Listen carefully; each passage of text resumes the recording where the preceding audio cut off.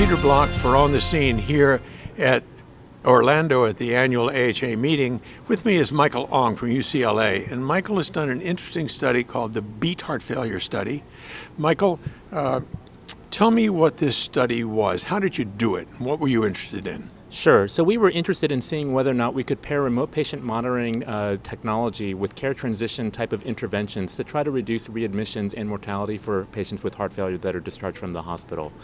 Okay, so tell me what all those words really mean. So when people got discharged from the hospital, we made sure that they knew how to take care of themselves, but we made sure that we also gave them telephone calls on a weekly basis after they left the hospital, then monthly up through 6 months. And we also gave them devices that were Bluetooth enabled so that they could send information about their weight and also about their blood pressure and heart rate and symptom information back to a centralized call center that we managed, so that if they ran into trouble, we could then give them a call and troubleshoot and then contact their doctors to make changes accordingly. So were there folks that did better at this than others?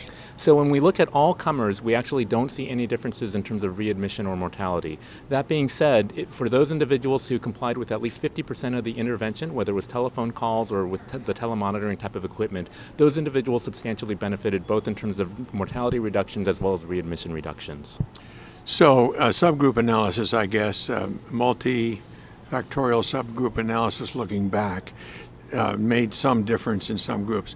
So doesn't this tell us that if you're a good patient and listen carefully to your doctor and take your pills, you do better than if you don't?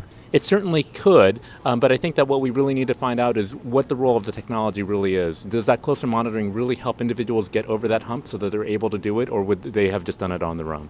You're going to do that with another trial? We certainly can.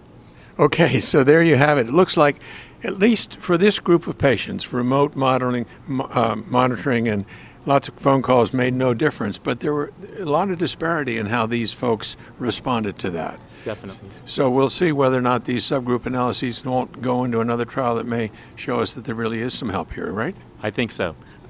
Thank you, Michael.